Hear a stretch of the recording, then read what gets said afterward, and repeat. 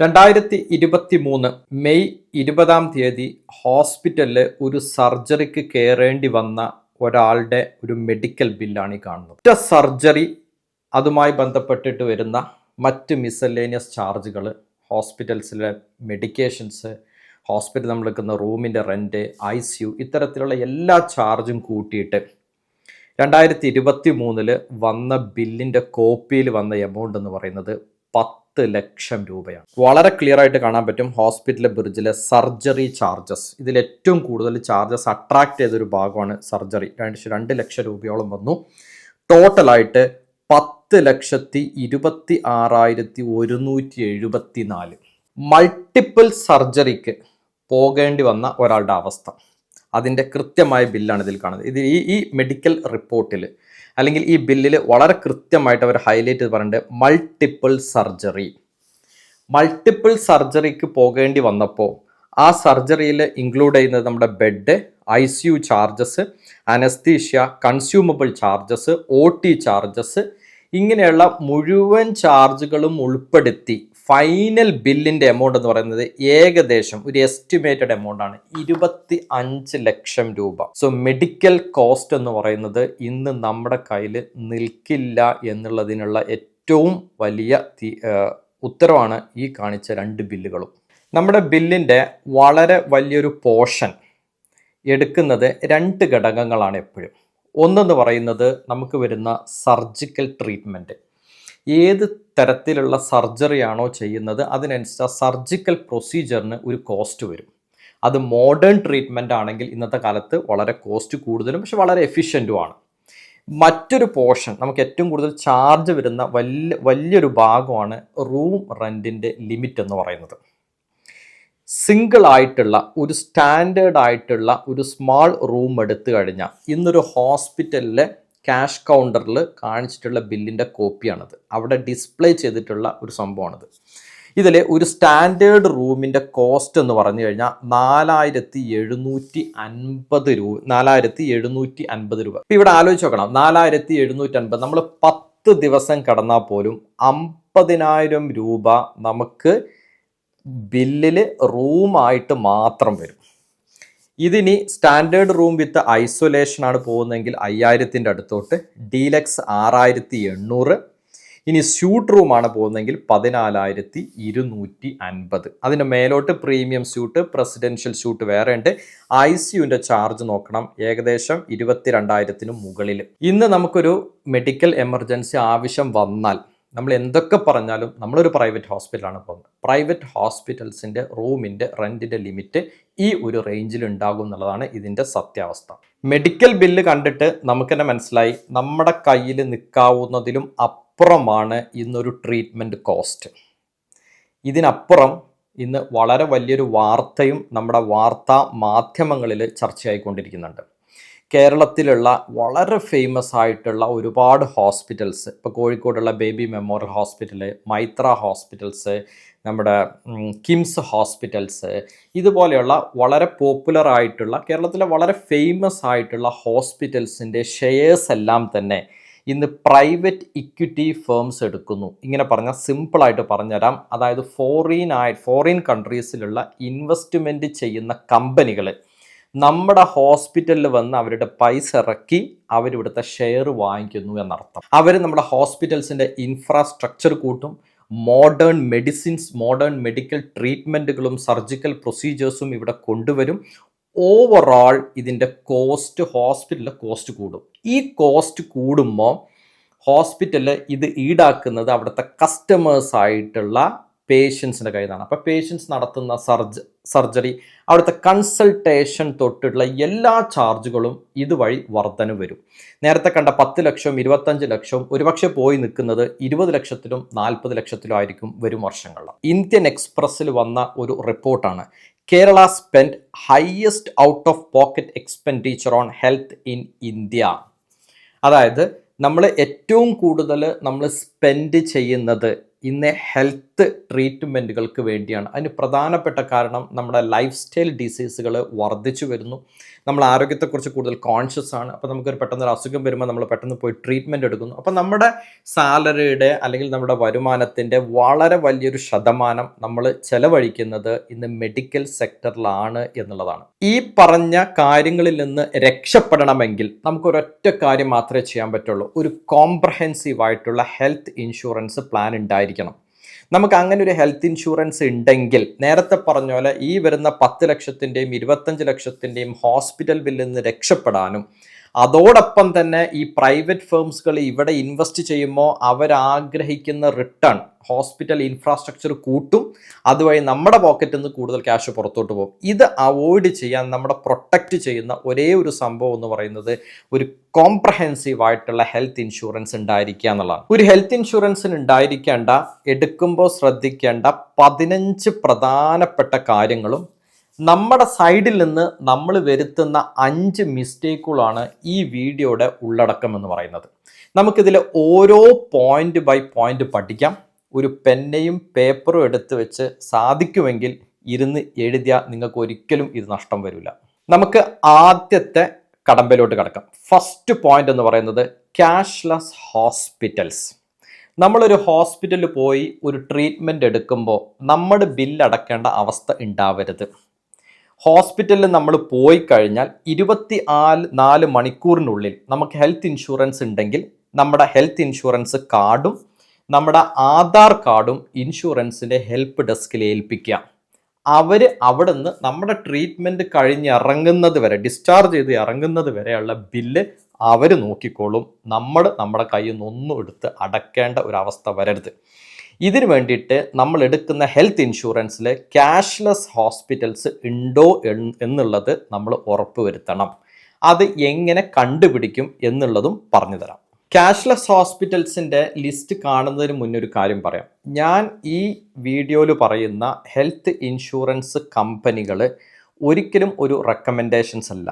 എങ്ങനെയാണ് ക്യാഷ്ലെസ് ആയിട്ടുള്ള ഹോസ്പിറ്റൽസ് നമ്മുടെ ഇൻഷുറൻസിൽ ഉണ്ടോ എന്നുള്ളത് എങ്ങനെ കണ്ടുപിടിക്കാം എന്നുള്ളത് മാത്രമാണ്. ഓക്കെ, ഞാൻ എടുത്തിരിക്കുന്നത് HDFC എർഗോ എന്ന് പറയുന്ന കമ്പനിയുടെ വെബ്സൈറ്റാണ്. ഇവിടെ നമുക്ക് പോയി കഴിഞ്ഞാൽ ക്യാഷ്ലെസ് ഹോസ്പിറ്റൽസിൻ്റെ ലിസ്റ്റുകൾ കണ്ടുപിടിക്കാൻ പറ്റും. ഇപ്പോൾ ഫോർ എക്സാമ്പിൾ ഞാൻ നിൽക്കുന്നത് മലപ്പുറം ജില്ലയിലാണ്.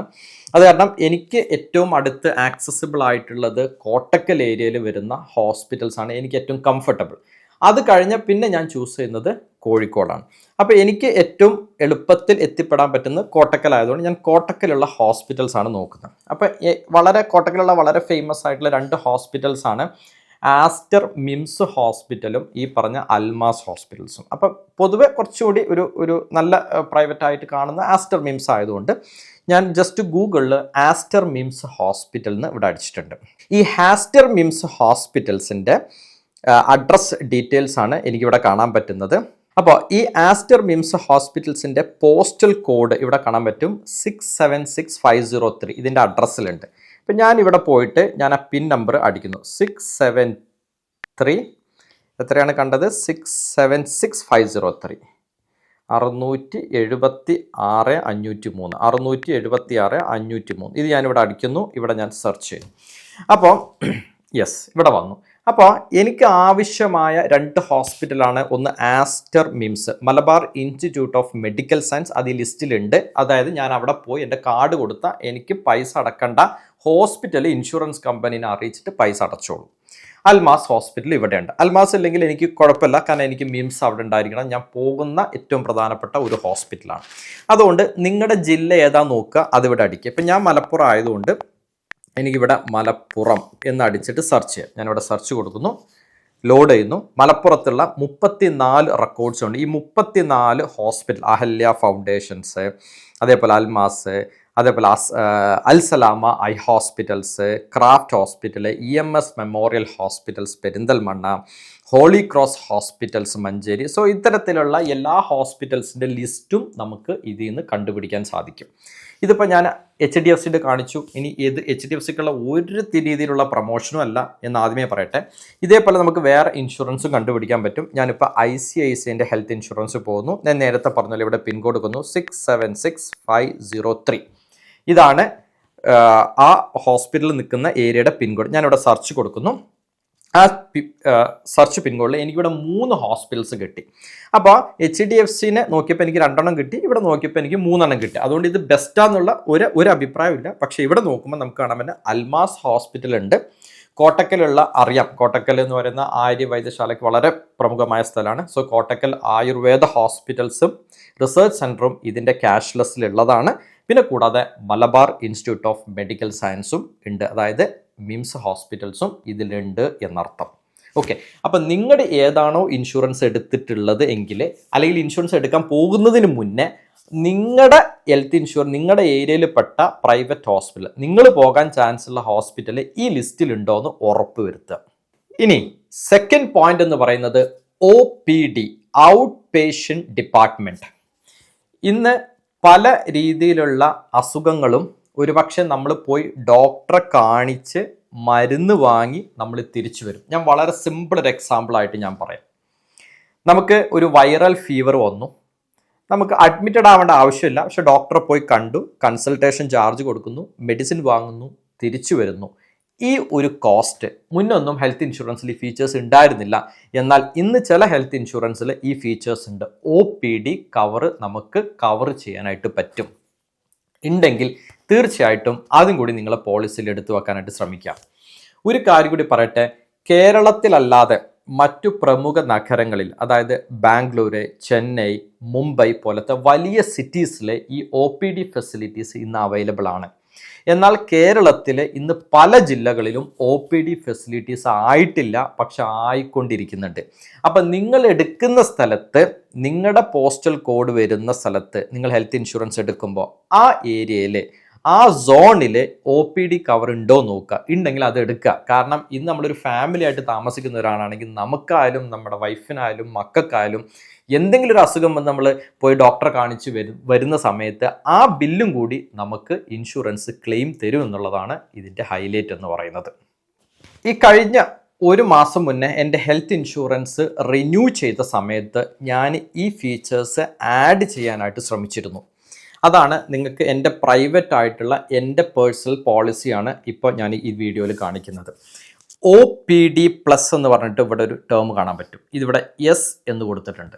അതായത് എൻ്റെ ഹെൽത്ത് ഇൻഷുറൻസ് പോളിസിയിൽ ഔട്ട് പേഷ്യൻ്റ് ഡിപ്പാർട്ട്മെൻറ്റിൽ പോയി വരുന്ന ചെലവുകൾ കവർ ചെയ്യാൻ വേണ്ടിയിട്ട് ഞാൻ ആ ഫീച്ചേഴ്സ് ഇവിടെ പ്രത്യേകമായി എടുത്ത് ആഡ് ചെയ്തിട്ടുണ്ട് എന്നർത്ഥം. ഇനി ഞാൻ കാണുന്ന മൂന്നാമത്തെ പ്രധാനപ്പെട്ട പോയിന്റാണ് ഡേ കെയർ ട്രീറ്റ്മെൻറ്റ് എന്ന് പറഞ്ഞു കഴിഞ്ഞാൽ. അതായത് ഇന്നൊരു ഹോസ്പിറ്റലിൽ പോയി രാവിലെ നമ്മൾ പോയി അതിൻ്റെ ട്രീറ്റ്മെൻറ്റ് ചെയ്ത് നമ്മൾ തിരിച്ചു വരുന്നു. ഇന്ന് നമുക്കറിയാം അങ്ങനത്തെ ട്രീറ്റ്മെൻറ്റുകൾ ഒരുപാടുണ്ട്. സിമ്പിളായിട്ട് പറഞ്ഞാൽ കാറ്ററാക്ട് സർജറി, നമ്മുടെ തിമിരത്തിന് വരുന്ന ഓപ്പറേഷൻസ് നമ്മൾ രാവിലെ പോയി ചെയ്ത് വൈകുന്നേരമാക്കി നമുക്ക് വീട്ടിൽ വരാം. ഇത് ഇൻഷുറൻസ് കവർ ചെയ്യണം. ഇത് ഡേ കെയർ ട്രീറ്റ്മെൻറ്റിൽ വരുന്നതാണ്. അടുത്തത് വരുന്നത് എൻഡോസ്കോപ്പി. ചില അസുഖങ്ങൾ ഉണ്ടോ എന്ന് ഡിറ്റക്റ്റ് ചെയ്യാൻ വേണ്ടി ഡോക്ടേഴ്സ് യൂസ് ചെയ്യുന്ന എൻഡോസ്കോപ്പി പോലത്തെ പ്രൊസീജിയർ എന്ന് പറയുന്നില്ല, ഒരു ഡയഗ്നോസ്റ്റിക് മെത്തേഡ്. ആ ഡയഗ്നോസ്റ്റിക് മെത്തേഡും ഇന്ന് കവർ ചെയ്യും. അതേപോലെ ഡയാലിസിസ് അറിയാം, കിഡ്നി ഫെയിലിയേഴ്സ് ഉള്ള പേഷ്യൻ്റ് യൂസ് ചെയ്യുന്നതാണ് ഡയാലിസിസ് ട്രീറ്റ്മെൻറ്റ്. ഡയാലിസിസ് ചെയ്യണമെങ്കിൽ ഇന്ന് ഏകദേശം ഒരു ഹോസ്പിറ്റൽസിൽ ഏകദേശം 1000 തൊട്ട് 2500 രൂപ വരെ 4-5 മണിക്കൂർ ഡയാലിസിസ് ചെയ്ത് അവിടെ നമുക്ക് പോരാൻ വേണ്ടിയിട്ടുള്ള കോസ്റ്റ് ഒരു ഡേ വരും. ഡയാലിസിസ് രോഗികളുടെ കേസസ് നിങ്ങൾക്ക് അറിയാം, കാരണം അവർക്ക് ഡയാലിസിസ് തുടങ്ങിക്കഴിഞ്ഞാൽ എല്ലാ ദിവസങ്ങളിലും അല്ലെങ്കിൽ എല്ലാ ആൾട്ടർനേറ്റീവ് ഡേയ്സിലും ഈ ഡയാലിസിസ് കണ്ടിന്യൂ ചെയ്യേണ്ടതായിട്ട് വരും. അപ്പോൾ ഒരാഴ്ച എടുത്താൽ തന്നെ ഏകദേശം അവർ അതിനാവശ്യമായ മറ്റു മരുന്നും മറ്റു ട്രീറ്റ്മെൻറ്റ് കോസ്റ്റ് എല്ലാം കൂടി ഒരു 10,000 രൂപയോളം ഒരാഴ്ച അവർക്ക് ഏകദേശം വരും. അപ്പോൾ ഒരു മാസം അത് കൂട്ടുമ്പോൾ 40,000 രൂപയോളം വരും. സോ ഈ പറഞ്ഞ ഡേ കെയറിൽ വരുന്നതാണ് ഈ പറഞ്ഞ ഡയാലിസിസ് ട്രീറ്റ്മെൻറ്റ്സ്. അപ്പോൾ ഇത്തരത്തിലുള്ള ട്രീറ്റ്മെൻറ്റും കൂടി നമ്മുടെ അസുഖത്തിൽ അല്ലെങ്കിൽ കവർ ചെയ്യണമെന്നുണ്ടെങ്കിൽ ഈ പറഞ്ഞ ഡേ കെയർ ട്രീറ്റ്മെൻറ്റ് നമ്മളെ ഇൻഷുറൻസിൽ ഉണ്ടായിരിക്കണം. വളരെ ഇമ്പോർട്ടൻ്റ് ആണ്. ഇന്ന് പല അസുഖങ്ങൾക്കും നമുക്ക് ഹോസ്പിറ്റലിൽ പോയി താമസിക്കണം എന്നില്ല, ചെയ്ത് കഴിഞ്ഞ് തിരിച്ചു വരാൻ പറ്റും. ഇത് ഇതിനകത്ത് ഉണ്ടായിരിക്കണം എന്നുള്ളത് ഉറപ്പാണ്. ഞാൻ നേരത്തെ പറഞ്ഞ പോലെ എൻ്റെ ഹെൽത്ത് ഇൻഷുറൻസ് പോളിസി ഞാൻ കഴിഞ്ഞ മാസം ഒന്ന് റിന്യൂ ചെയ്തു. അതിൻ്റെ ഭാഗമായിട്ട് ഞാൻ ഇതിലുണ്ട് എന്ന് ഉറപ്പിച്ച ഒരു കാര്യം തന്നെയായിരുന്നു ഡേ കെയർ ട്രീറ്റ്മെൻറ്റ്സ്. ഇവിടെ കാണാനായിട്ട് പറ്റും ഡേ കെയർ ട്രീറ്റ്മെൻറ്റ്സ്. ഞാൻ ഇതിൻ്റെ inbuilt up to sum insured, എത്രയാണോ നമ്മൾ പോളിസി എടുത്തിട്ടുള്ളത്, 10 ലക്ഷത്തിനാണെങ്കിൽ 10 ലക്ഷം വരെയുള്ള ഡേ കെയർ ട്രീറ്റ്മെൻറ്റ് ഇത് കവർ ചെയ്യുമെന്നുള്ള അർത്ഥം. എൻ്റെ പോളിസിയിൽ നിന്നുള്ള ഒരു കോപ്പിയാണ് ഞാൻ കാണിച്ചിട്ട്. ഇന്ന് ശാസ്ത്രം ഒരുപാട് പുരോഗമിക്കുന്ന കാലഘട്ടം. അതുകൊണ്ട് തന്നെ മിക്ക ട്രീറ്റ്മെൻറ്റ്സുകളും ഇന്ന് മോഡേൺ ട്രീറ്റ്മെൻറ്റ്സുകളായി മാറിക്കൊണ്ടിരിക്കുകയാണ്. വളരെ സിമ്പിളായിട്ട് പറഞ്ഞാൽ റോബോട്ടിക് നീ റീപ്ലേസ്മെൻറ്റ് സർജറി, അതേപോലെ തന്നെ റോബോട്ട്സിനെ വെച്ച് ചെയ്യുന്ന ട്രീറ്റ്മെൻറ്റ്സുകൾ ഇന്ന് വളരെ കോമൺ ആണ്. നമുക്കറിയാൻ പറ്റും ആർട്ടിഫിഷ്യൽ ഇൻ്റലിജൻസും ഡീപ്പ് ലേണിങ്ങും എല്ലാം സയൻസ് കീഴടക്കിക്കൊണ്ടിരിക്കുന്ന ഈ കാലഘട്ടത്ത് മനുഷ്യൻ്റെ ഒരു മോണിറ്ററിങ് മുഖാന്തരം ബാക്കി എല്ലാം തന്നെ മെഷീൻസ് വളരെ പ്രിസൈസ് ആയിട്ട് ചെയ്യുന്ന ഈ കാലഘട്ടത്തിൽ മോഡേൺ ട്രീറ്റ്മെൻറ്റും വരുന്ന വർഷങ്ങളിൽ വളരെ ഇമ്പോർട്ടൻ്റ് ആണ്. നമ്മുടെ ഹെൽത്ത് ഇൻഷുറൻസ് പോളിസിയിൽ മോഡേൺ ട്രീറ്റ്മെൻറ്റ് ഇൻക്ലൂഡ് ചെയ്യാൻ മറക്കരുത്. ഞാൻ പോളിസി എടുത്തപ്പോൾ ഞാൻ പ്രത്യേകമായിട്ടും ബേസ് പ്ലാനിൽ നിന്ന് ഞാൻ ടിക്ക് ചെയ്തെടുത്തൊരു സംഭവമായിരുന്നു മോഡേൺ ട്രീറ്റ്മെൻറ്റ്. നിങ്ങൾക്ക് ഇവിടെ കാണാൻ പറ്റും മോഡേൺ ട്രീറ്റ്മെൻറ്റ്. ഞാനിവിടെ inbuilt up to sum insured, എത്രയാണോ എൻ്റെ സം ഇൻഷുർഡ് അതുവരെ ഈ മോഡേൺ ട്രീറ്റ്മെൻറ്റ് കോസ്റ്റും കവർ ചെയ്യണമെന്ന് ഞാൻ ഉറപ്പിച്ചിരുന്നു. ഇനി വരുന്ന 5ാമത്തെ പ്രധാനപ്പെട്ട point, pre and post hospitalisation coverage. എന്താണ് പ്രീ ഹോസ്പിറ്റലൈസേഷൻ? ഒരു പക്ഷേ ഞാനിപ്പോൾ അടുത്ത ആഴ്ച ഒരു സർജറിക്ക് പോകാനിരിക്കുന്ന ഒരാളാണെങ്കിൽ എനിക്ക് അതിന് മുന്നോടിയായിട്ട് ചില ലാബ് ടെസ്റ്റുകൾ ഒരുപക്ഷെ ചെയ്യേണ്ടതായിട്ട് വരും. ഇതൊരു എക്സാമ്പിൾ മാത്രമാണ്. ആ ലാബ് ടെസ്റ്റിന് വേണ്ടത് ഹോസ്പിറ്റൽ ആകുന്നതിന് മുന്നേ ഉള്ളത് അത് കവർ ചെയ്യണം. അതാണ് പ്രീ ഹോസ്പിറ്റലൈസേഷൻ എന്ന് പറഞ്ഞാൽ. പോസ്റ്റ് ഹോസ്പിറ്റലൈസേഷൻ എന്ന് പറഞ്ഞാൽ ഒരുപക്ഷെ നമ്മൾ ഈ സർജറി എല്ലാം കഴിഞ്ഞ് വീട്ടിലോട്ട് തിരിച്ചു വന്ന് നമ്മൾ റെസ്റ്റ് എടുക്കുന്ന സമയത്ത് നമുക്ക് ഫിസിയോതെറാപ്പി പോലത്തെ ട്രീറ്റ്മെൻറ്റുകൾ ഡോക്ടർ റെക്കമെൻഡ് ചെയ്യാം. നമ്മൾ ഹോസ്പിറ്റലിൽ അഡ്മിറ്റ് ആയിക്കൊണ്ട് ചെയ്യേണ്ട, നമ്മൾ വീട്ടിൽ പോയിട്ട് നമുക്ക് ചെയ്യാൻ പറ്റും. അത്തരത്തിലുള്ള ട്രീറ്റ്മെൻറ്റും കൂടി ഹോസ്പിറ്റലിൽ ആകുന്നതിന് മുന്നേയും ഹോസ്പിറ്റലിൽ ഡിസ്ചാർജ് ആയി വീട്ടിലേക്ക് എത്തിയതിന് ശേഷവും ചെയ്യേണ്ട ട്രീറ്റ്മെൻറ്റ്സുകളും ഹെൽത്ത് ഇൻഷുറൻസ് അതിൻ്റെ കോസ്റ്റ് കവർ ചെയ്യണം. നമ്മളിപ്പോൾ വീട്ടിൽ വന്നു, ഹോസ്പിറ്റലിൽ നിന്ന് ഒരു ഫിസിയോതെറാപ്പിനെ വിളിച്ചു, അയാൾ എന്നും 2 മണിക്കൂർ വീട്ടിൽ വന്ന് ഫിസിയോതെറാപ്പി ചെയ്തു പോകുന്നതിന് ആൾ ബില്ലിടും. ഇന്ന് ഫിസിയോതെറാപ്പി നല്ല കോസ്റ്റ്ലിയാണ്. ഏകദേശം 2000-3000 രൂപ പെർ ഡേ ചിലവ് വരും. ആ ചിലവും എന്ത് ചെയ്യും? ഹെൽത്ത് ഇൻഷുറൻസ് കവർ ചെയ്യുമെന്നർത്ഥം. എൻ്റെ പോളിസി ഡോക്യുമെന്റിലുള്ള വേർഡിംഗ് തന്നെയാണ് പ്രീ ആൻഡ് പോസ്റ്റ് ഹോസ്പിറ്റലൈസേഷൻ. നിങ്ങൾക്ക് ഇവിടെ കാണാൻ പറ്റും, പിക്ക് ചെയ്തെടുത്ത് തന്നെയാണ്. പ്രീ 90 ഡേയ്സ്, ഹോസ്പിറ്റലാകുന്നതിന് മുന്നേയുള്ള 90 ദിവസവും, ഹോസ്പിറ്റലിന് ശേഷമുള്ള 180 ദിവസം, അതായത് 6 മാസം. ഇത് വളരെ സ്റ്റാൻഡേർഡ് ആണ്. ചില പോളിസികൾ ചില വ്യത്യാസങ്ങൾ വരും. പക്ഷെ ഒരു ആവറേജ് ആയിട്ട് 90 ദിവസം, അതായത് 3 മാസം മുന്നേയും ചികിത്സ കഴിഞ്ഞിട്ടുള്ള 6 മാസവും വരുന്ന ട്രീറ്റ്മെൻറ്റ് കോസ്റ്റ് എന്ത് ചെയ്യും? ഹെൽത്ത് ഇൻഷുറൻസ് കവർ ചെയ്യും. നിങ്ങളുടെ പോളിസിയിൽ ഉണ്ടോ എന്നുള്ളത് ഉറപ്പുവരുത്തുക. ചെറിയ വ്യത്യാസങ്ങൾ അങ്ങോട്ടും ഇങ്ങോട്ടൊക്കെ ഈ ദിവസത്തിന്റെ അളവിൽ ഉണ്ടാകാം, പക്ഷെ എന്നാലും ഈ ഫീച്ചർ ഉണ്ടായിരിക്കണം. ഞാൻ പോളിസി എടുക്കുന്ന സമയത്ത് ഒരിക്കലും മറക്കാത്തും എന്നാൽ ഞാൻ എഴുതി വെച്ച് ഞാൻ ടിക്ക് ചെയ്തു പോകുന്ന ഒരു പോയിന്റാണ് റീസ്റ്റോറേഷൻ ബെനിഫിറ്റ് എന്ന് പറഞ്ഞു കഴിഞ്ഞാൽ. എന്താണ് റീസ്റ്റോറേഷൻ ബെനിഫിറ്റ്? നമ്മളിപ്പോൾ ഒരു 25 ലക്ഷം രൂപയുടെ ഹെൽത്ത് ഇൻഷുറൻസ് പോളിസി എടുത്തു. നമുക്ക് ആ പോളിസി എടുത്ത് ഒരു വർഷത്തിൻ്റെ ഉള്ളിൽ നമുക്ക് ആ 25 ലക്ഷം രൂപ, നമ്മൾ 2-3 പ്രാവശ്യം ഹോസ്പിറ്റലായി അഡ്മിറ്റഡ് ആയി 25 ലക്ഷം രൂപ തീർന്നു പോയെന്ന് വിചാരിക്കാം. തീർന്നു പോയാൽ ഹെൽത്ത് ഇൻഷുറൻസ് കമ്പനി നമുക്ക് വീണ്ടും ഒരു 25 ലക്ഷം രൂപയും കൂടി അവർ നമുക്ക് റീസ്റ്റോർ ചെയ്ത് തരുമെന്നർത്ഥം. അതായത് റീസെറ്റ് ചെയ്ത് നമ്മുടെ 25 ലക്ഷം എന്ന് പറയുന്ന എമൗണ്ടിലോട്ട് വരും. ഇത് വളരെ ഇമ്പോർട്ടൻ്റ് ആണ്. ഒരുപക്ഷെ നമുക്ക് 1 കോടിയുടെ ഒന്നും ഹെൽത്ത് ഇൻഷുറൻസ് എടുക്കാൻ സാധിക്കണമെന്നില്ല. പക്ഷെ എന്നാൽ പോലും നമ്മളൊരു 20 ലക്ഷത്തിൻ്റെയോ 15 ലക്ഷത്തിൻ്റെയോ ഒക്കെ ഹെൽത്ത് ഇൻഷുറൻസ് എടുത്താൽ ഈ റീസ്റ്റോറേഷൻ ബെനിഫിറ്റ് ആഡ് ചെയ്താൽ 15 ലക്ഷത്തിൻ്റെ ഹെൽത്ത് ഇൻഷുറൻസ് എടുത്തിട്ടുണ്ടെങ്കിൽ നിങ്ങൾക്ക് ഒരു 15 കൂടി ഇതിൻ്റെ കൂടെ എക്സ്ട്രാ കിട്ടും എന്നുള്ളതാണ്. അതായത് 30 ലക്ഷം ട്രീറ്റ്മെൻറ്റ് നമുക്ക് ആ ഫിനാൻഷ്യൽ ഇയറിൽ തന്നെ, അതായത് നമ്മൾ ആ ഹെൽത്ത് ഇൻഷുറൻസ് ഇപ്പോൾ ഒരു ജനുവരിയിൽ എടുത്തു, ഡിസംബറിൽ എക്സ്പയർഡ് ആയി, അതിൻ്റെ ഉള്ളിൽ നമുക്ക് ആ 15 ലക്ഷം നമ്മൾ യൂസ് ചെയ്തിട്ടുണ്ടെങ്കിൽ വീണ്ടും ഒരു 15 ലക്ഷം കൂടി കിട്ടും. ആ 15 ലക്ഷം എക്സ്പയർഡ് ആയ വീണ്ടും ഒരു 15 ലക്ഷം. ഇങ്ങനെ ഇത് അൺലിമിറ്റഡ് ടൈംസ് പോയിക്കൊണ്ടിരിക്കും എന്നുള്ളതാണ് ഈ അൺലിമിറ്റഡ് റീസ്റ്റോറേഷൻ ബെനിഫിറ്റ്, അല്ലെങ്കിൽ ഇതിനെ പറയുന്ന വേറൊരു പേരാണ് റീസെറ്റ് ബെനിഫിറ്റ്. ഇത് നമ്മുടെ പോളിസിയിൽ ഉണ്ടായിരിക്കണം. കാരണം നമുക്കൊരു പക്ഷേ 1 കോടി എടുക്കാൻ പറ്റണമെന്നില്ല. പക്ഷേ നമുക്ക് 20 ലക്ഷത്തിൻ്റെ പോളിസി എടുത്താൽ പോലും നമുക്ക് എന്ത് ചെയ്യാം? 40 ലക്ഷത്തിൻ്റെ ട്രീറ്റ്മെൻറ്റ് ചെയ്യാനും നമ്മളെ കൊണ്ട് പറ്റും. കാരണം ഈ റീസ്റ്റോറേഷൻ ബെനിഫിറ്റ് കയറി വരുന്നതുകൊണ്ട്. ഇമ്പോർട്ടൻ്റ് ആണ് ഈ ഫീച്ചർ. റീസെറ്റ് ബെനിഫിറ്റ് എന്ന പേരിലാണ് എൻ്റെ പോളിസി ഡോക്യുമെന്റിൽ ഇതുള്ളത്. ഇൻബിൽട്ട് ഉണ്ട് unlimited time same or different illness. അതായത് ഒരേ അസുഖത്തിന് ഞാൻ വീണ്ടും റിപ്പീറ്റഡ് ആയിട്ട് ഹോസ്പിറ്റലിൽ അഡ്മിറ്റ് ചെയ്താലും, അതിപ്പോൾ നമുക്കൊരു സർജറി ചെയ്തു, ഞാൻ 10 ലക്ഷത്തിൻ്റെ പോളിസി എടുത്തു എന്ന് വിചാരിക്കാം, 10 ലക്ഷം തീർന്നുപോയി. അടുത്ത പ്രാവശ്യം ആ സർജറിയിലെ പല കോംപ്ലിക്കേഷൻസ് കാരണം എനിക്ക് വീണ്ടും സർജറി ചെയ്യേണ്ടി വന്നു, മൾട്ടിപ്പിൾ സർജറീസ് വരാം. ആ കേസിൽ സെയിം ടൈപ്പ് ഓഫ് അസുഖത്തിനാണ് ആ മൾട്ടിപ്പിൾ സർജറി എടുക്കുന്നത്. ആ കേസിലും കവർ ചെയ്യണം. ഇനി അതല്ല, വേറെ ട്രീറ്റ്മെന്റ്, എക്സ്ട്രാ വേറെ ട്രീറ്റ്മെന്റ്, ഇപ്പൊ എനിക്കൊരു അസുഖം വന്നു, ഞാൻ ആ ട്രീറ്റ്മെന്റ് ചെയ്തു, കംപ്ലീറ്റഡ് ആയി. എൻ്റെ വൈഫിൻ്റെ അസുഖം വന്നു, അവർ ട്രീറ്റ്മെന്റ് ചെയ്തു, അവിടുന്ന് കംപ്ലീറ്റഡ് ആയി കഴിഞ്ഞാൽ ഡിഫറെന്റ് പേഴ്സൺ ആണ്, ഡിഫറെന്റ് ഡിസീസ് ആണ്.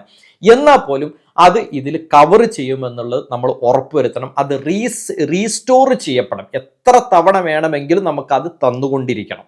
അതിനൊരു ലിമിറ്റ് പാടില്ല എന്നുള്ളതാണ്. പല ആളുകൾക്കും ഹെൽത്ത് ഇൻഷുറൻസ് എടുക്കുമ്പോൾ ശ്രദ്ധിക്കാതെയോ അല്ലെങ്കിൽ അറിയാതെ പോകുന്നൊരു സംഭവമാണ് വെയിറ്റിംഗ് പീരീഡ് എന്ന് പറയുന്നത്. എല്ലാത്തിൻ്റെയും വെയിറ്റിംഗ് പീരീഡ് ഇവിടെ കാണാം. ഇനീഷ്യലായിട്ട് ഏതൊരു ഹെൽത്ത് ഇൻഷുറൻസ് എടുത്താലും ശ്രദ്ധിക്കേണ്ട കാര്യം, ഏതൊരു ഹെൽത്ത് ഇൻഷുറൻസ് എടുത്താലും ഫസ്റ്റ് വരുന്ന 30 ദിവസം നമുക്ക് അവിടെ വെയിറ്റിംഗ് പീരീഡ് ആണ്. അത് ഹെൽത്ത് ഇൻഷുറൻസ് എടുത്ത് 31ാമത്തെ ദിവസം നമുക്ക് ഏത് കേസും കവർ ചെയ്യാൻ പറ്റുള്ളൂ, എക്സെപ്റ്റ് ആക്സിഡന്റ് ആൻഡ് എമർജൻസി. ആക്സിഡന്റോ എമർജൻസിയോ വന്നാൽ ഇന്ന് ഹെൽത്ത് ഇൻഷുറൻസ് നാളെ പോയാൽ പോലും ക്ലെയിം ചെയ്യാൻ പറ്റും. അല്ലാത്ത എല്ലാ അസുഖങ്ങൾക്കും ഹോസ്പിറ്റലായി കഴിഞ്ഞാൽ 31ാമത്തെ ദിവസം ഹോസ്പിറ്റലിൽ നിന്ന് ബില്ല് ക്ലെയിം ചെയ്യാൻ സാധിക്കുള്ളൂ. ഇനി PED വെയിറ്റിംഗ് പീരീഡ് 36 മാസം. അതായത് പ്രീ എക്സിസ്റ്റിംഗ് ഡിസീസ്, പ്രധാനമായിട്ടും പറഞ്ഞാൽ ആസ്മ, ഡയബറ്റിക്സ്, കൊളസ്ട്രോൾ, ഇങ്ങനത്തെ അസുഖങ്ങളെല്ലാം വന്നാൽ ഇതിന് 36 മാസത്തെ വെയിറ്റിംഗ് പീരീഡ്, 3 കൊല്ലാണ് ആ ഇതിൻ്റെ വെയിറ്റിംഗ് പീരീഡ് എന്ന് പറഞ്ഞത്. അതുമായി ബന്ധപ്പെട്ട് വരുന്ന ഏത് ട്രീറ്റ്മെൻറ്റും 3 വർഷത്തിന് മേലെ നമുക്ക് കവർ ചെയ്യാൻ പറ്റുള്ളൂ. പക്ഷേ ഇന്ന് പല ഹെൽത്ത് ഇൻഷുറൻസിലും വെയിറ്റിംഗ് പീരീഡ് കുറക്കാനുള്ള ഓപ്ഷൻസ് ഉണ്ട്. ഞാൻ വരും വഴി അത് പറഞ്ഞുതരാം. ഇനി സ്പെസിഫിക് ഡിസീസുകൾ, ചില സ്പെസിഫിക് ഡിസീസ് ഉണ്ടാവും. അതായത് പ്രീ എക്സിസ്റ്റിങ്ങിൽ ഇൻഷുറൻസ് കമ്പനി പെടുത്താത്ത ചില അസുഖങ്ങൾ, അതിന് 24 മാസം 2 വർഷത്തെ വെയിറ്റിംഗ് പീരീഡ് ഉണ്ട്. ഓർത്തു വെക്കുക, ഇതൊക്കെ സ്റ്റാൻഡേർഡ് വെയിറ്റിംഗ് പീരീഡാണ്. ഇതൊക്കെ നമുക്ക് കുറക്കാനുള്ള ഓപ്ഷൻസ് ഉണ്ട്. ക്രിട്ടിക്കൽ ഇൽനെസ്, സിമ്പിളായിട്ട് പറഞ്ഞാൽ ക്യാൻസർ പോലത്തെ അസുഖങ്ങൾക്ക് 90 ദിവസത്തിന് ശേഷമാണ് അതിൻ്റെ ക്ലെയിം നമുക്ക് ചെയ്യാൻ പറ്റുള്ളൂ എന്നർത്ഥം.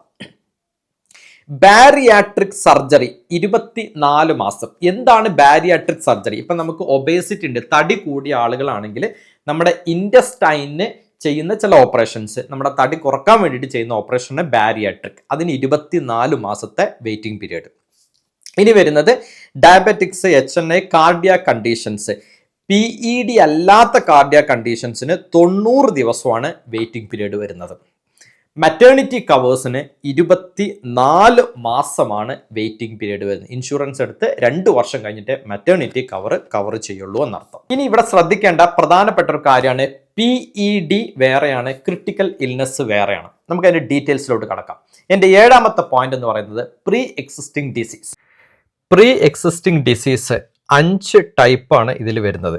അതിൽ ആദ്യത്തെ 4 എണ്ണത്തിനെ ABCD എന്ന് പറയുന്നു. A എന്ന് പറഞ്ഞാൽ ആസ്മ, B എന്ന് പറഞ്ഞാൽ BP, C എന്ന് പറഞ്ഞാൽ കൊളസ്ട്രോള്, D എന്ന് പറഞ്ഞാൽ ഡയബറ്റിക്സ്. അതുകൂടാതെ വരുന്ന 5ാമത്താണ് ഒബേസിറ്റി. ഇതാണ് നമ്മുടെ പ്രീ എക്സിസ്റ്റിംഗ് ഡിസീസ് കാറ്റഗറിയിൽ വരുന്നത്. ഈ പറഞ്ഞിട്ടുള്ള pre existing disease 5 type of അസുഖങ്ങളുണ്ട്. ഇതിൽ ഏതെങ്കിലുമൊക്കെ അസുഖങ്ങളോ കാര്യങ്ങളോ നിങ്ങൾക്ക് ഉണ്ടെന്നുണ്ടെങ്കിൽ ഈ ഫീച്ചർ ആഡ് ചെയ്ത് കഴിഞ്ഞാൽ, അതാണ് വെയിറ്റിംഗ് പീരീഡ് റിഡക്ഷൻ അല്ലെങ്കിൽ ജമ്പ് സ്റ്റാർട്ട് എന്ന് പറയും. ആഡ് ചെയ്ത് കഴിഞ്ഞാൽ 36 മാസം അല്ലെങ്കിൽ 3 കൊല്ലം എന്നുള്ള വെയിറ്റിംഗ് പീരീഡ് വെറും 30 ദിവസമായിട്ട് നമുക്ക് കുറച്ചെടുക്കാനായിട്ട് പറ്റും. ഈ പോളിസിയിൽ ഞാനിത് ആഡ് ചെയ്തിട്ടുണ്ട്. ജമ്പ് സ്റ്റാർട്ട് യെസ് എന്ന് നിങ്ങൾക്ക് ഇവിടെ കാണാം.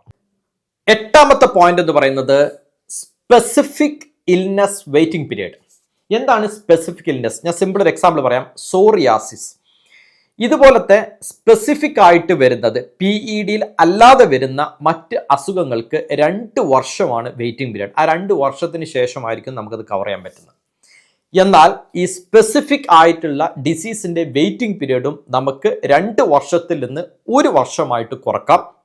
അതിനെ specific illness waiting period reduction feature നമ്മുടെ പോളിസിയിൽ ആഡ് ചെയ്യണം. അപ്പം നിങ്ങൾക്ക് ഇങ്ങനത്തെ എന്തെങ്കിലും അസുഖങ്ങൾ ഉണ്ടെങ്കിൽ, ഇപ്പം നേരത്തെ പറഞ്ഞ ആസ്മ, BP, കൊളസ്ട്രോള്, ഡയബറ്റിക്സ് കൂടാതെ ഒബേസിറ്റി, തടി വെക്കുന്നത്. ഈ 5 അസുഖങ്ങളല്ലാതെ നിങ്ങൾക്ക് വേറെ എന്തെങ്കിലും അസുഖങ്ങൾ ഉണ്ടെങ്കിൽ നിങ്ങൾ ഈ ഫീച്ചർ ആഡ് ചെയ്യുക, ഇല്ലെങ്കിൽ ആഡ് ചെയ്യേണ്ട. ഇത് ആഡ് ചെയ്താൽ അതുമായി വരുന്ന കോംപ്ലിക്കേഷൻ 2 വർഷം വെയിറ്റ് ചെയ്യേണ്ട, 1 വർഷം കൊണ്ട് തന്നെ അതിൻ്റെ വെയിറ്റിംഗ് പീരീഡ് കുറക്കാനായിട്ട് പറ്റും എന്നുള്ളതാണ്. എൻ്റെ പോളിസിയിൽ ഞാനത് ആഡ് ചെയ്യാനായിട്ട് ശ്രമിച്ചിട്ടുണ്ട്. Specific illness waiting period reduction options to 1 year. എൻ്റെ സ്പെസിഫിക് ഇൽനെസ്സിൻ്റെ വെയിറ്റിംഗ് പീരീഡ് ഞാൻ കുറച്ചു. ആ ഫീച്ചേഴ്സ് ഞാൻ ഇവിടെ ആഡ് ചെയ്തിട്ടുണ്ട്, എസ് എന്ന് കൊടുത്തിട്ടുണ്ട്. അപ്പം നിങ്ങൾക്ക് എന്തെങ്കിലും അസുഖങ്ങൾ ഉണ്ടെങ്കിൽ, നിങ്ങൾക്ക് ആവശ്യമുണ്ടെങ്കിൽ ഈ ഫീച്ചേഴ്സ് ആഡ് ചെയ്യുക. ഇല്ല എന്നുണ്ടെങ്കിൽ ഇതൊരു ഓപ്ഷനിലാണ്. പക്ഷെ ഉള്ളവരെ ആഡ് ചെയ്യാനായിട്ട് ശ്രമിക്കുക. കാരണം 2 വർഷം എന്നുള്ളത് ഒരു വലിയ പീരീഡാണ്. അതിൻ്റെ പകുതിയായിട്ട് നമുക്ക് ഇതിനെ കുറച്ചെടുക്കാനായിട്ട് പറ്റും. 9ാമത്തെ പോയിന്റ് എന്ന് പറയുന്നത് ഡ്യൂറബിൾ മെഡിക്കൽ എക്യുപ്മെന്റ്സ്. ഇന്ന് നമുക്കറിയാം, നമ്മൾ എന്തെങ്കിലും രീതിയിലുള്ള ഒരു ട്രീറ്റ്മെന്റ് കഴിഞ്ഞ് ഹോസ്പിറ്റലിൽ നിന്ന് പുറത്തോട്ട് വന്ന ഒരു മെഡിക്കൽ എയ്ഡിന്റെ സപ്പോർട്ട് നമുക്ക് ഉണ്ടായിരിക്കും. വളരെ സിമ്പിളായിട്ട് പറഞ്ഞാൽ, ഷുഗർ പേഷ്യൻസിന് റെഗുലറായിട്ട് ഷുഗർ ചെക്ക് ചെയ്യേണ്ടി വരാം. അതിൻ്റെ ഗ്ലൂക്കോമീറ്റർ ആവശ്യമായിട്ട് വരാം. അതേപോലെ തന്നെ ചില പേഷ്യൻസ് ചില സർജിക്കൽ ട്രീറ്റ്മെൻറ്റ്സ് കഴിഞ്ഞു വന്നു കഴിഞ്ഞാൽ അവർക്ക് വാക്കി സ്റ്റിക്കുകൾ ആവശ്യമായിട്ട് വരും. വീൽ ചെയേഴ്സിൻ്റെ സപ്പോർട്ടും ആവശ്യം വരും. ഇതൊക്കെയാണ് മെഡിക്കൽ എക്യുപ്മെൻറ്റ്സ് എന്ന് പറയുന്നത്. അപ്പോൾ പോസ്റ്റ് ഹോസ്പിറ്റലൈസേഷന് ശേഷം നമുക്ക് ഇതേപോലുള്ള മെഡിക്കൽ എക്യുപ്മെൻറ്റ്സുകൾ വേണ്ടി വരും. ഇല്ലെങ്കിൽ ഇപ്പം നമ്മളെ കൈ ഫ്രാക്ചർ ആയി കഴിഞ്ഞാൽ യൂസ് ചെയ്യുന്ന ആങ്കിൾ ബ്രേസ്ലെറ്റ് ഉണ്ടായിരിക്കും, നീ ബ്രേസ്ലെറ്റ്സ് ഉണ്ടായിരിക്കും. ഇതെല്ലാം നമുക്ക് ഒരുപക്ഷെ ട്രീറ്റ്മെൻറ്റിന് ശേഷം ആവശ്യം വന്നേക്കാം. ഇങ്ങനെയുള്ളത് കവർ ചെയ്യുന്നത് ഡ്യൂറബിൾ മെഡിക്കൽ എക്യുപ്മെൻറ്റ് ഫീച്ചർ നമ്മളെ പോളിസിയിൽ ആഡ് ചെയ്താൽ മാത്രമാണ് ഇതിൻ്റെ ഒക്കെ എമൗണ്ട് നമുക്ക് ഇൻഷുറൻസ് കമ്പനിയിൽ നിന്ന് വാങ്ങിച്ചെടുക്കാനായിട്ട് പറ്റും. ഡ്യൂറബിൾ മെഡിക്കൽ എക്യുപ്മെന്റ്സ് എനിക്ക് വളരെ ഇമ്പോർട്ടൻറ്റ് ഫീച്ചർ ആയിട്ട് തോന്നുന്നു. കാരണം ഇന്ന് ഒരു മെഡിക്കൽ സപ്പോർട്ടിൻ്റെ, അതായത് പല അസുഖങ്ങളും വന്നു കഴിഞ്ഞാൽ പല എക്യുപ്മെന്റ്സും നമുക്ക് ആവശ്യമായിട്ട് വരും. അപ്പോൾ അതൊക്കെ ആലോചിക്കുന്ന സമയത്ത് നമുക്ക് വേണ്ടി വരുന്ന മെഡിക്കൽ എയ്ഡുകൾ വേണമെന്നുണ്ടെങ്കിൽ നമ്മൾ ഈ durable medical equipment features add ചെയ്യണം. എൻ്റെ പോളിസിയിൽ ഇവിടെ കാണാൻ പറ്റും ഡ്യൂറബിൾ മെഡിക്കൽ എക്യുപ്മെന്റ് എസ് എന്ന് കൊടുത്തിട്ടുണ്ട്. ഈ ഫീച്ചേഴ്സ് ഞാൻ ആഡ് ചെയ്യാൻ ശ്രമിച്ചിട്ടുണ്ട്. കാരണം നമുക്ക് ഇതൊക്കെ നമ്മുടെ നിത്യജീവിതത്തിൽ ഏതെങ്കിലും സമയങ്ങളിൽ ആവശ്യമായി വന്നേക്കാം എന്നുള്ളത് കൊണ്ട്. നമ്മൾ പലപ്പോഴും വിട്ടുപോകുന്ന, എന്നാൽ ഇൻഷുറൻസ് കമ്പനികൾ നമുക്ക് ക്യാഷ് തരാത്ത ഒരു സിറ്റുവേഷൻ വരുന്ന ഒരു സംഭവമാണ് എൻ്റെ 10th പോയിന്റ് എന്ന് പറയുന്നത് ഡിസ്പോസബിൾ അല്ലെങ്കിൽ കൺസ്യൂമബിൾ കവർ എന്ന് പറഞ്ഞാൽ. അതായത് നമ്മുടെ ഹോസ്പിറ്റൽസിലെ ഒരു സർജറി റൂമിൽ ഒരു ഡോക്ടർ കയറി കഴിഞ്ഞാൽ അദ്ദേഹം യൂസ് ചെയ്യുന്ന PPE കിറ്റ് പോലെ, ഗ്ലൗസ് പോലെ, അവിടുത്തെ കോട്ടൺ തുണികൾ പോലത്തത്, സ്റ്റെറിലൈസർ, ഗ്ലൗസ്, ഡിസ്പോസിബിൾ സിറിഞ്ച്, ഇതിനൊക്കെ ബില്ലുകൾ ഹോസ്പിറ്റല് നമ്മുടെ മേലെ ആയിരിക്കും ഇടുന്നത്. ആ ബില്ലുകൾ നമുക്ക് ഒഴിവായി കിട്ടണമെന്നുണ്ടെങ്കിൽ നമുക്ക് ഡിസ്പോസിബിൾ അല്ലെങ്കിൽ കൺസ്യൂമബിൾ കവർ, അതും അല്ലെങ്കിൽ അതിൻ്റെ വേറൊരു പേരാണ് ക്ലെയിം പ്രൊട്ടക്ടർ. ഈ 3 പേരിൽ അറിയപ്പെടും: കൺസ്യൂമബിൾ, ഡിസ്പോസിബിൾ, ക്ലെയിം പ്രൊട്ടക്ടർ. ഇത് നമ്മുടെ പോളിസിയിൽ നിർബന്ധമായിട്ട് ഉണ്ടായിരിക്കണം. കാരണം ഹോസ്പിറ്റലിൽ കയറി കഴിഞ്ഞാൽ ഇതില്ലാതെ നമുക്ക് പുറത്തിറങ്ങാൻ പറ്റില്ല. എൻ്റെ പോളിസിയിൽ ഞാൻ ഈ ഫീച്ചേഴ്സ് ആഡ് ചെയ്ത് വെച്ചിട്ടുള്ള എനിക്ക് ഏറ്റവും ഇമ്പോർട്ടൻ്റ് ആയി തോന്നിയിട്ട് സംഭവമാണ് ക്ലെയിം പ്രൊട്ടക്ടർ എന്ന് പറയുന്നത്. ഞാനിവിടെ എസ് എന്ന് പറഞ്ഞ് കൊടുത്തിട്ടുണ്ട്. അതായത് ഈ പറഞ്ഞ സിറിഞ്ചും കാര്യങ്ങളും എല്ലാം തന്നെ ഇൻഷുറൻസ് കമ്പനി അടക്കണം. ഞാൻ എൻ്റെ കയ്യിൽ നിന്ന് ബില്ല് അടക്കില്ല. ലൈഫ് സ്റ്റൈൽ ഡിസീസുകൾ ഒരുപാട് കൂടി വരുന്ന ഈ കാലഘട്ടത്ത് റെഗുലർ ആയിട്ടുള്ള ചെക്കപ്പ് ചെയ്തുകൊണ്ട് തന്നെ നമുക്ക് നമ്മുടെ ഒരു ഹെൽത്തി ലൈഫ് സ്റ്റൈൽ നമുക്ക് മെയിൻറ്റെയിൻ ചെയ്യാനായിട്ട് പറ്റും. അതാണ് ആനുവലി ഹെൽത്ത് ചെക്കപ്പ്. ഇന്ന് പല ഇൻഷുറൻസ് കമ്പനികളും ആനുവൽ ഹെൽത്ത് ചെക്കപ്പ് ചെയ്യുന്ന കോസ്റ്റ് കവർ ചെയ്യുന്നുണ്ട്. അത് വേണമെങ്കിൽ നമ്മൾ ഈ ഫീച്ചർ ആഡ് ചെയ്തിരിക്കണം നമ്മുടെ പോളിസിയിൽ. ആനുവൽ ഹെൽത്ത് ചെക്കപ്പിന് നമുക്കൊരു 6000 8000 എത്രയാണോ ക്യാഷ് വരുന്നത് അത് ഇൻഷുറൻസ് കമ്പനി നമുക്ക് പേ ചെയ്യും. എൻ്റെ പോളിസിയിൽ ഞാനത് എടുത്തു വെച്ചിട്ടുണ്ട്. കാരണം റെഗുലറായിട്ട് അറ്റ്ലീസ്റ്റ് ഇയർലി വൺസ് എങ്കിലും ഞാൻ ഈ പറഞ്ഞ ട്രീറ്റ്മെൻറ്റ്സുകൾ, അതായത് നമ്മുടെ ബ്ലഡ് ടെസ്റ്റുകൾ, കൊളസ്ട്രോള്, ഇതേപോലെ യൂറിക് ആസിഡുകൾ, നമ്മുടെ ഡയബറ്റിക്സ്, HbA1c, ഇതേപോലത്തെ ഫണ്ടമെൻ്റൽ ആയിട്ട് നമ്മൾ വേണ്ട ബ്ലഡ് ടെസ്റ്റുകൾ, യൂറിയ ടെസ്റ്റുകളൊക്കെ ചെയ്യാൻ ഞാൻ പലപ്പോഴും ശ്രമിക്കാറുണ്ട്. അപ്പോൾ നിങ്ങൾ അങ്ങനെ ചെയ്യുന്ന ഒരാളാണെന്നുണ്ടെങ്കിൽ ഈ ചെക്കപ്പ് ഫീച്ചർ കൂടി ആഡ് ചെയ്യാനായിട്ട് നിങ്ങൾ ശ്രമിക്കുക. ആനുവൽ ഹെൽത്ത് ചെക്കപ്പ് ഇവിടെ കാണാൻ പറ്റും, എസ് എന്ന് പറഞ്ഞ് കൊടുത്തിട്ടുണ്ട്. അത് റെഗുലർ ചെക്ക് ചെയ്യുന്ന ഒരാളാണെങ്കിൽ ഈ ഫീച്ചേഴ്സ് നല്ലതാണ്. ഇനി നിങ്ങൾ റെഗുലറായിട്ട് ചെക്ക് ചെയ്യാത്ത ഒരാളാണെങ്കിൽ നിങ്ങൾ ഇത് എടുക്കേണ്ട ആവശ്യമില്ല. ഈ ഹെൽത്ത് ഇൻഷുറൻസിൽ ഏറ്റവും ഇമ്പോർട്ടൻ്റ് ആയിട്ട് ഞാൻ കാണുന്ന ഫീച്ചർ റൂം റെന്റ് ലിമിറ്റ്. എൻ്റെ 12ാമത്തെ ചെക്ക് പോയിന്റ്. എന്താണ് റൂം റെന്റ് ലിമിറ്റ്? നമ്മൾ നേരത്തെ പറഞ്ഞു 4750 മുതൽ ഐസിയുവിന് 20,000 രൂപ വരെ ചാർജ് വരുന്ന ഈ സാഹചര്യത്തിൽ 10 ദിവസം ഹോസ്പിറ്റലിൽ ഒരു സിംഗിൾ പ്രൈവറ്റ് AC റൂം കിടന്നാൽ പോലെ 50,000 രൂപ നമുക്ക് ബില്ല് വരും. ആ സമയത്താണ് റൂം റെന്റ് ലിമിറ്റ് നമുക്ക് പാടില്ല. അതായത് ഏത് റൂമും ഹോസ്പിറ്റലിൽ കയറിക്കഴിഞ്ഞാൽ നമ്മുടെ ഇഷ്ടത്തിനനുസരിച്ച് നമുക്ക് എടുക്കാൻ പറ്റണം. അവർ പറയുന്ന ഇൻഷുറൻസ് പറയുന്ന റൂമല്ല, നമുക്ക് നമ്മുടെ ഇഷ്ടത്തിനനുസരിച്ചുള്ള റൂമും ആ റൂമുമായി ബന്ധപ്പെട്ട് വരുന്ന നേഴ്സിംഗ് കെയർ ചാർജസ് അടക്കം ഇതിൽ ഇൻക്ലൂഡ് ചെയ്യിക്കണം. അത് നമ്മൾ എങ്ങനെയാണ് എടുക്കേണ്ടതെന്നുള്ളത് കാണിച്ചു തരാം. ഇതിൽ ഏറ്റവും പ്രധാനപ്പെട്ട ഒരു ഫീച്ചറാണ് റൂം മോഡിഫയർ എന്ന് പറഞ്ഞു കഴിഞ്ഞാൽ. ഞാനിവിടെ എസ് എന്ന് കൊടുത്തിട്ടുണ്ട്. ഈ ഫീച്ചർ റൂം മോഡിഫയർ, ഇത് ഏറ്റവും ഇമ്പോർട്ടൻ്റ് ആയിട്ടുള്ള ഫീച്ചറാണ്. ഈ ഫീച്ചർ നമ്മളെ ഹെൽത്ത് ഇൻഷുറൻസ് പോളിസിയിൽ നിർബന്ധമായിട്ടും നമുക്ക് ഉണ്ടായിരിക്കേണ്ട ഒരു ഫീച്ചറാണ് ഈ റൂം മോഡിഫയർ. ഗ്രീൻ കളറിൽ ഞാനിവിടെ കാണിക്കുന്നു. റൂം മോഡിഫയർ ഏത് റൂമും നമുക്ക് എടുക്കാൻ പറ്റണം എന്നുള്ളതാണ് അതിൻ്റെ ഇമ്പോർട്ടൻസ്. എൻ്റെ സെലക്ഷനാണ്. ഡിലക്സ് റൂം എടുക്കാം, സ്യൂട്ട് റൂം എടുക്കാം. It's up to my decision. എനിക്ക് ഏത് റൂം ചൂസ് ചെയ്യാം. അതുമായി ബന്ധപ്പെട്ട കോസ്റ്റ് ഇൻഷുറൻസ് കമ്പനി എടുത്തിരിക്കണം. അടുത്തൊരു ഇമ്പോർട്ടൻറ്റ് പോയിന്റ് ആണ് കോ പേയ്മെന്റ്.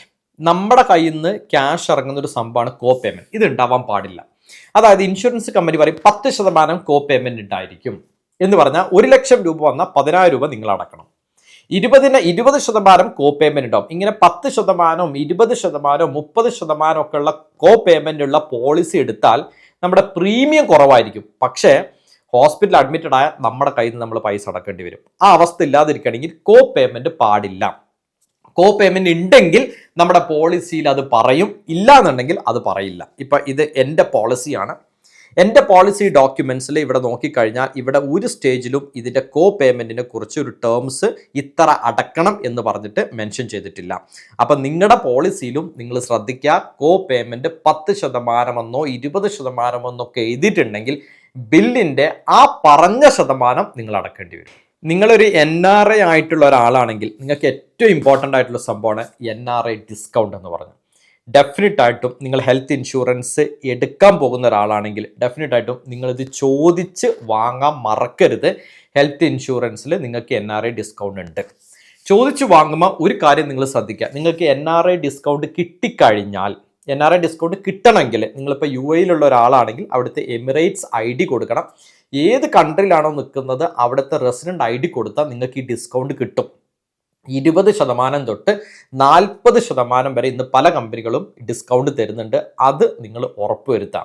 ഒരു കാര്യം കൊണ്ട് ശ്രദ്ധിക്കുക, നിങ്ങൾക്ക് ഈ ഡിസ്കൗണ്ട് കിട്ടിയാൽ നിങ്ങൾ ഏതെങ്കിലും രീതിയിൽ ആ വർഷം ക്ലെയിം വന്നാൽ ആ ഡിസ്കൗണ്ട് കിട്ടിയത് എത്രയാണ് എമൗണ്ട് ആണോ അത് നിങ്ങൾ തിരിച്ചടക്കേണ്ടി വരും. എന്നാൽ ക്ലെയിം വന്നില്ലെങ്കിൽ നിങ്ങളെ സംബന്ധിച്ചിടത്തോളം ആ എമൗണ്ട് നിങ്ങൾ കുറച്ചടച്ച എമൗണ്ട് നിങ്ങൾക്ക് പ്രോഫിറ്റബിൾ ആണെന്ന് അർത്ഥം. അപ്പോൾ നിങ്ങളൊരു ഫാമിലി ആയിട്ട് നിൽക്കുന്ന ഒരാളാണെങ്കിൽ നിങ്ങളുടെ ഹെൽത്ത് കാർഡ്, നിങ്ങൾ അവിടുത്തെ റെസിഡൻസ് കാർഡ് സബ്മിറ്റ് ചെയ്തുകൊണ്ട് ഇത് നിങ്ങൾ എവിടെ നിന്നാണോ ഇൻഷുറൻസ് എടുക്കുന്നത് അവിടെ നിന്ന് ചോദിച്ചു വാങ്ങാൻ നിങ്ങൾ മറക്കരുത്. ഇനി ഹെൽത്ത് ഇൻഷുറൻസ് എടുക്കുമ്പോൾ നമ്മൾ ചില ട്രീറ്റ്മെൻറ്റിന് വേണ്ടി നമ്മൾ ഹോസ്പിറ്റലിൽ പോകും. ട്രീറ്റ്മെൻറ്റ് കഴിഞ്ഞ് വരുമ്പോൾ ബില്ല് നമുക്ക് തരും. എന്നിട്ട് അവർ പറയും ഇൻഷുറൻസ് അടച്ചിട്ടില്ല, നിങ്ങൾ അടക്കണം. എന്താ സംഭവം എന്ന് ആലോചിക്കുമായിരിക്കും. പെർമനന്റ് എക്സ്ക്ലൂഷനിൽ പെട്ട സംഭവത്തിനാണ് നമ്മൾ ട്രീറ്റ്മെൻറ്റ് എടുത്തതെന്ന് പറയും. എന്താണ് ഈ പെർമനന്റ് എക്സ്ക്ലൂഷൻ എന്നുള്ള പറയാം. അതായത് ചില കോസ്മെറ്റിക്കൽ ട്രീറ്റ്മെൻറ്റ്സ് നമ്മൾ ചെയ്യും. Gender change, male to female, female to male, ഇതേപോലത്തെ ട്രീറ്റ്മെൻറ്റ്സുകൾ ചെയ്യും. അതേപോലെ തന്നെ ഈ യുദ്ധത്തിലോ കാര്യങ്ങളിലോ ഇടപെട്ട് അല്ലെങ്കിൽ സൂയിസൈഡ് അറ്റംപ്റ്റുകളിലൊക്കെ ഇടപെട്ട് വരുന്ന എന്തെങ്കിലും കേസുകൾ ഉണ്ടെങ്കിൽ ഈ കേസുകളൊന്നും തന്നെ ഹെൽത്ത് ഇൻഷുറൻസ് കവർ ചെയ്യില്ല. ഇതാണ് പെർമനന്റ് എക്സ്ക്ലൂഷൻസ് എന്ന് പറയുന്നത്. എൻ്റെ പോളിസി ഡോക്യുമെന്റിൽ ഉള്ള വേർഡിങ്സ്, ഞാൻ പോളിസി വേർഡിങ്സ് മാത്രം എടുത്താണ് ഇവിടെ നിങ്ങൾക്ക് വളരെ വ്യക്തമായിട്ട് കാണാൻ പറ്റും. ഇവിടെ ഉള്ള ചില ട്രീറ്റ്മെൻറ്റ്, ഒബേസിറ്റി, വെയിറ്റ് കൺട്രോളിന് നമ്മൾ കൊടുക്കുന്ന ട്രീറ്റ്മെൻറ്റ്സ് കവർ ചെയ്യില്ല. ചേഞ്ച് ഓഫ് ജെൻഡർ ചെയ്യുന്ന ട്രീറ്റ്മെൻറ്റ്സ് കവർ ചെയ്യില്ല. കോസ്മെറ്റിക്സ്, പ്ലാസ്റ്റിക് സർജറി പോലത്തെ ട്രീറ്റ്മെൻറ്റ്സ് കവർ ചെയ്യില്ല. അതുകൊണ്ട് ട്രീറ്റ്മെൻറ്റ് എടുക്കുന്നതിന് മുന്നേ ഇത് ഏതൊക്കെയാണ് ഇല്ലാത്തത് എന്ന് നിങ്ങൾ അറിഞ്ഞിരിക്കുക എന്നുള്ളത് വളരെ ഇമ്പോർട്ടൻ്റ് ആണ്. ഹെൽത്ത് ഇൻഷുറൻസ് എടുക്കുമ്പോൾ നമുക്ക് വേണ്ട 15 കാര്യങ്ങൾ ഇപ്പം നമ്മൾ പെന്നും പേപ്പറും എടുത്ത് എഴുതി വെച്ച് നമ്മൾ മുഴുവനായിട്ട് പഠിച്ചു. ഇനി നമ്മൾ സാധാരണ ആയിട്ടുള്ള ആളുകൾ ചെയ്യുന്ന 5 മിസ്റ്റേക്സും കൂടി പറഞ്ഞുകൊണ്ട് നമുക്ക് ഈ വീഡിയോ വൈൻഡപ്പ് ചെയ്യാം. ഒന്നാമത്തെ മിസ്റ്റേക്സ് എന്ന് പറയുന്നത് നമ്മൾ ഏർലി ഏജിൽ ഇൻഷുറൻസ് എടുക്കില്ല എന്നർത്ഥം. അതായത് നമ്മൾ 20, 25, 30 വയസ്സാകുന്ന സമയത്ത് നമ്മൾ വളരെ ഹെൽത്തിയാണ്, നമ്മൾ ഇതിനെക്കുറിച്ചൊന്നും ചിന്തിക്കുന്ന ഒരു സമയമല്ല. നമ്മുടെ ജോലി, നമ്മുടെ ജീവിത തിരക്കുകളോട് നമ്മൾ ഓടി നടക്കുന്ന സമയത്ത് നമ്മളിതൊന്നും എടുക്കില്ല. അസുഖം വന്നിട്ട് നമ്മളിത് എടുക്കാനായിട്ട് നോക്കും. അതുകൊണ്ട് ഏർലി ഏജിൽ എടുക്കാനായിട്ട് ശ്രമിക്കുക എന്നുള്ളതാണ്. ഇനി സെക്കൻഡ് പോയിന്റ് എന്ന് പറയുന്നത്, ഒരു അസുഖം വന്ന് അതിൻ്റെ കോസ്റ്റ് ഹോസ്പിറ്റലിൽ വരുന്ന സമയത്താണ്, നമുക്ക് അങ്ങനെ ഒരു അനുഭവം വരുന്ന സമയത്താണ് നമ്മൾ ഹെൽത്ത് ഇൻഷുറൻസിനെ കുറിച്ച് ചിന്തിക്കുക. ആ സമയത്ത് നമ്മൾ ഹെൽത്ത് ഇൻഷുറൻസ് എടുക്കാൻ വേണ്ടി ഓടി നടക്കും. ശ്രദ്ധിക്കുക, അസുഖമുള്ളപ്പോൾ ഹെൽത്ത് ഇൻഷുറൻസ് കമ്പനികൾ ഇന്ന് ഹെൽത്ത് ഇൻഷുറൻസ് തരുന്നത് വളരെ വളരെ വിരളമാണ്. അതുകൊണ്ട് ഹെൽത്തി ആയിട്ടിരിക്കുമ്പോൾ എടുക്കാനായിട്ട് ശ്രമിക്കുക. ഹെൽത്ത് ഇല്ലാത്തപ്പോൾ ഉപയോഗിക്കുന്ന ഒരു സാധനമാണ് ഹെൽത്ത് ഇൻഷുറൻസ് എന്ന് പറഞ്ഞാൽ. ഹെൽത്ത് ഇല്ലാത്തപ്പോൾ ഓടിച്ചെന്ന് കഴിഞ്ഞാൽ ഇത് കിട്ടാനുള്ള ചാൻസസ് വളരെ വളരെ കുറവാണ്. മൂന്നാമത്തെ പോയിന്റ്, പല ആളുകളും സോഷ്യൽ മീഡിയയിൽ തന്നെ നമുക്ക് കാണാറുണ്ട് ഹെൽത്ത് ഇൻഷുറൻസിൻ്റെ ക്ലെയിമുകൾ റിജക്റ്റ് ചെയ്യപ്പെട്ടു എന്നുള്ളത്. ഇൻവാലിഡ് റീസൺ ആണെങ്കിൽ നമുക്ക് പോകാൻ ഒരുപാട് വഴികളുണ്ട്. പക്ഷേ ചില കേസുകളിൽ നമുക്കുണ്ടാകുന്ന പ്രീ എക്സിസ്റ്റിംഗ് ആയിട്ടുള്ള ഡിസീസുകൾ, അസുഖങ്ങൾ നമ്മൾ ഡിക്ലെയർ ചെയ്യില്ല. നമ്മൾ ഡിക്ലെയർ ചെയ്യാതെ നമ്മൾ ആ ഹെൽത്ത് ഇൻഷുറൻസ് എടുക്കും. സിമ്പിളായിട്ട് പറയാം, നമുക്ക് വർഷങ്ങളായിട്ട് ഡയബറ്റിക്സ് ഉണ്ടെങ്കിൽ ഡയബറ്റിക്സ് പറയാതെ നാളെ നമ്മളൊരു കാറ്ററാക്റ്റിൻ്റെ സർജറിക്ക് പോയി കഴിഞ്ഞാൽ വളരെ വ്യക്തമാണ്, കാറ്ററാക്ട് എന്ന് പറയുന്ന അസുഖം നോർമലി ഉണ്ടാകുന്നത് ഒരു ഡയബറ്റിക് പേഷ്യൻസിനാണ്. അപ്പോൾ അത് ഡയബറ്റിക്സ് കൊണ്ടാണോ ആ കാറ്ററാക്ട് ഉണ്ടായതെന്ന് ഒരു ഡോക്ടർക്ക് കണ്ടുപിടിക്കാനായിട്ട് പറ്റും. അത് ആളുടെ റിപ്പോർട്ടിൽ വന്നു കഴിഞ്ഞാൽ ഡെഫിനറ്റ് ആയിട്ടും നമുക്ക് ആ ക്ലെയിം റിജക്ഷൻ സംഭവിക്കും. നമ്മൾ ഡേ കെയർ ട്രീറ്റ്മെൻറ്റിൽ ഉള്ളതാണെങ്കിൽ പോലും നമ്മൾ ആ ഡയബറ്റിക്സ് ഇൻഷുറൻസ് എടുക്കുമ്പോൾ ഡിക്ലെയർ ചെയ്തില്ല എന്ന് പറഞ്ഞ്. നാലാമത്തെ point, reluctance to pay the premium. നമുക്ക് ഒരുപാട് ഇൻവെസ്റ്റ്മെൻറ്റ് മെത്തേഡ് ഉണ്ടായിരിക്കും. നമ്മൾ ഒരുപാട് പുറത്തു പോയി നമ്മൾ എൻജോയ് ചെയ്യും, നമ്മൾ പല ട്രിപ്പുകൾ നടത്തും, നമ്മൾ ഒരുപാട് ഇതര ചെലവുകളെല്ലാം നടത്തുമെങ്കിലും നമ്മുടെ ഹെൽത്തിന് വേണ്ടി നമ്മൾ ഒരു സമയം നമ്മൾ ഇൻവെസ്റ്റ് ചെയ്യാൻ നമ്മളൊന്ന് മടിക്കും. അതിന് പ്രധാനപ്പെട്ട കാരണം നമുക്ക് ഒരു റിട്ടേണും അതിൽ നിന്ന് കിട്ടുന്നില്ല, ഒരു എൻജോയ്മെൻറ്റും അതിൽ നിന്ന് കിട്ടുന്നില്ല, അല്ലെങ്കിൽ ഒരു ഇൻ ടേംസ് ഓഫ് മണിയും നമുക്കൊരു പ്രോഫിറ്റ് കിട്ടുന്നില്ല എന്നുള്ളതാണ് ഹെൽത്ത് ഇൻഷുറൻസിൻ്റെ ഏറ്റവും വലിയ ഒരു ഇത്. അത് കാരണം അതിൽ ഇൻവെസ്റ്റ് ചെയ്യാൻ, ആ പണം അടക്കാൻ പലരും മടിച്ച് നിൽക്കും, അൺലെസ് അണ്ടിൽ ഹോസ്പിറ്റലിൽ കയറുന്നത് വരെ. അതുകൊണ്ട് അങ്ങനെ അവസ്ഥ വരാതിരിക്കട്ടെ. എല്ലാവർക്കും നല്ലൊരു ഹെൽത്ത് ഇൻഷുറൻസ് എടുക്കുക, അതിൽ നല്ല ഫീച്ചേഴ്സ് ഇൻക്ലൂഡ് ചെയ്തെടുക്കാനായിട്ട് ശ്രമിക്കുകയും ചെയ്യാം.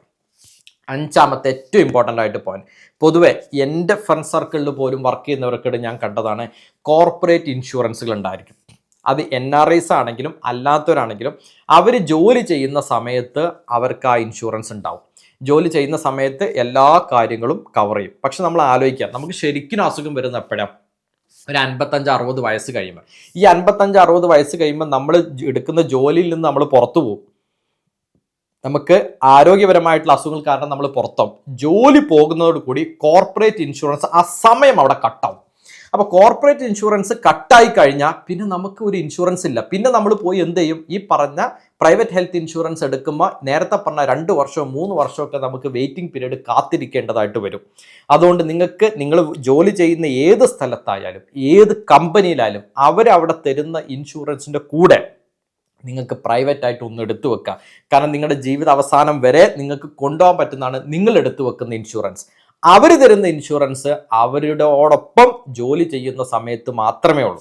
എന്തെങ്കിലും ഒരു അസുഖമായിട്ട് നമുക്കൊരു 6 മാസമെങ്കിലും ജോലി ചെയ്യാതിരിക്കേണ്ടി വന്നു കഴിഞ്ഞാൽ നിങ്ങൾ ആലോചിച്ച് നോക്കണം, ആ കമ്പനി ഒരിക്കലും പിന്നെ നമുക്ക് സാലറി തന്നുകൊണ്ട് നമ്മളെ കമ്പനിയിൽ വെക്കൂല, നമ്മളെ പുറത്താക്കി കഴിഞ്ഞാൽ ഈ പറഞ്ഞ ഇൻഷുറൻസും കട്ടാവും. അതുകൊണ്ട് പ്രൈവറ്റ് ആയിട്ട് നമുക്ക് സ്വന്തമായിട്ട് ഒരു നല്ല ഹെൽത്ത് പ്ലാന് നിങ്ങളുടെ ഫാമിലി ആണെങ്കിൽ ഫാമിലിക്ക് അടക്കം എടുത്തു വെക്കാനായിട്ട് ശ്രമിക്കുക. എല്ലാവർക്കും ഈ വീഡിയോ കണ്ടതിലൂടെ ഏറ്റവും പ്രധാനപ്പെട്ട 15 ഫീച്ചേഴ്സ് അടങ്ങുന്ന ഒരു നല്ല ഹെൽത്ത് ഇൻഷുറൻസ് എങ്ങനെ എടുക്കാമെന്ന് മനസ്സിലായി എന്ന് ഞാൻ വിചാരിക്കുന്നു. അതോടൊപ്പം തന്നെ നമ്മൾ വരുത്തുന്ന 5 പ്രധാനപ്പെട്ട മിസ്റ്റേക്സുകളും മനസ്സിലായി എന്ന് വിചാരിക്കുന്നു. ഏറ്റവും ഇമ്പോർട്ടൻ്റ്, ആരോഗ്യത്തോടെ ഇരിക്കുക. ആരോഗ്യം വരുന്ന സമയത്ത് നമ്മളെ രക്ഷിക്കാൻ നല്ലൊരു ഹെൽത്ത് ഇൻഷുറൻസ് പ്ലാനും എടുത്തു വെച്ച് നിങ്ങളുടെയും നിങ്ങളുടെ കുടുംബത്തിൻ്റെയും ലൈഫും ജീവിതവും സെക്യൂറാക്കുക എന്നുള്ളത് മാത്രമാണ് ഇതിലുള്ള വഴി. എല്ലാവർക്കും നല്ല ഒരു ക്രിസ്മസും വരാനിരിക്കുന്ന 2026 ഒരു നല്ല ആരോഗ്യമുള്ള വർഷവും ആയിരിക്കട്ടെ എന്ന് ആത്മാർത്ഥമായിട്ട് ആഗ്രഹിച്ചുകൊണ്ട് നമുക്ക് അടുത്ത ആഴ്ചകളിൽ മറ്റ് വീഡിയോസുമായിട്ട് വീണ്ടും കാണാം.